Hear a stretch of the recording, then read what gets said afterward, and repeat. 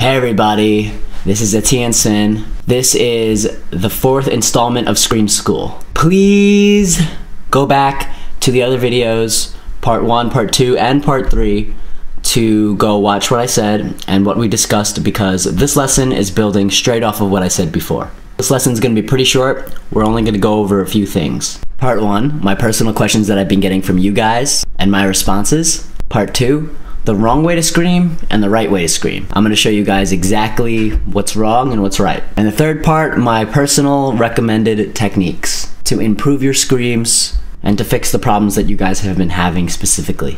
Before we continue with this lesson, I would like to say one thing that you guys should write down. You should post it up on your wall, put it on Facebook, on YouTube, put it everywhere. This piece of information is very important. Don't inhale scream! Alright. I think we covered that for today. Moving on. Okay, part 1. Your questions to me and my suggestions and answers to those questions. A lot of you have problems with getting a clear sound out of your low screams. I get it's either muted, airy, dry, or not low enough. Some of you say it comes out as a whisper. Let's start off with not being low enough. A lot of people have been asking me, oh, I want to sound like Whitechapel, or I want to sound like this band or that band who does really brutal lows. But what I tell them in response is to use what you have naturally. Some people are tenors, some people are basses. It goes bass, baritone, tenor, alto, and soprano. If you're a soprano, you're not going to be able to hit bass notes. If you're a bass, you're not going to be able to hit soprano notes. Usually people who have the bass voice type can hit all these low notes, unless you have a very wide vocal range. If you have a range of about 5 octaves, I'm sure you can hit anything from down here all the way up to the soprano notes up here. But for those of you who don't have big ranges and you want to go down low, just don't try to force it out. The reason being, if you force your lows out, you're going to wind up hurting yourself. Now, we don't want that. Remember this one piece of information that I'm going to tell you right now. Your voice is not like any other instrument. It's not like a guitar, where you break a string, you can go buy one and replace it. If you damage something in your larynx, it's going to hurt, and it's not easily replaced or healed. You're going to have to get surgery. So please take care of your voice and take care of yourself. Second, a lot of people have been telling me that their low scream, and their screams in general, have been muted sounding, like they're screaming through a pillow. That could be a few things: your mouth positioning, your larynx control, or your airflow from your diaphragm. So all of those things, mouth positioning, larynx control, and diaphragm airflow, we'll talk about that a little later. Let's move on to the third thing that people have been asking me. People have been telling me that their scream is too airy, or it's coming out as a whisper. To me, that means that you're letting way too much air out on your initial scream. So now that I told you all that shit, I hope you wrote it down. Okay, enough with the questions. Let's move right on to the second part, where I show you the wrong way to scream and the right way to scream. I'm just gonna actually show you the wrong way and the right way. Why it's wrong and why it's right. A lot of people here on YouTube, or anywhere really, just don't show you. I'm the type of person that likes to learn by doing. Here is an example of a low scream done the wrong way.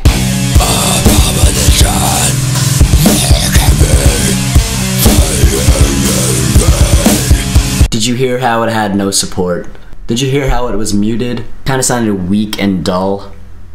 Yes, this is the international sign for weak. There was control in the larynx, the distortion was there, but there was no airflow and support supporting it. Now here's an example of the same pitch. It's gonna be a low scream the right way. No combination, no chemistry, for your own way. Now, did you hear how it had support at the bottom? That's the airflow that you need. You can do this with any pitch whatsoever. Here's the same thing with a high scream, the wrong way. Now, with a high scream, listen to the right way. You get the picture. Alright, now so we're gonna go over mouth positioning, airflow, and larynx control. Okay, Etienne, so what do you mean by larynx control, diaphragm and airflow control, and mouth positioning?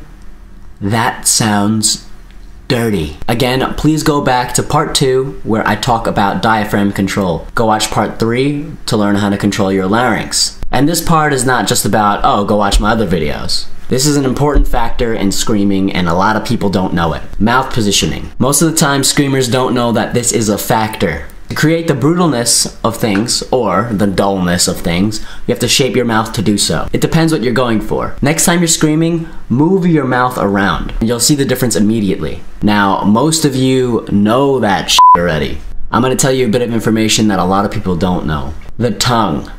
The tongue is very important for any kind of vocalization. It could either make it or get in the way. Depending on where it is, could affect the complete sound of your scream. Again, so the next time you're screaming, move your tongue around. Put it on the bottom of your teeth, the middle of your mouth, mess with it, curl it around if you want. I wouldn't recommend curling it around and stuff while you're screaming. You're just gonna sound like a Chewbacca or something. Anyway, here's some mouth positioning exercises. That was a dull scream. Now here is a twangy scream.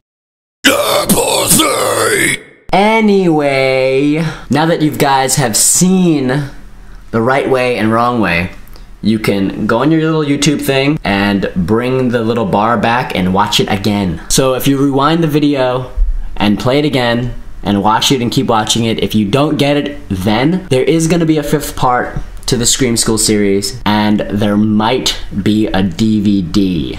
I'm hinting that there's going to be a DVD. You guys should go pick up that DVD. Alright people, you know what time it is. Please go here.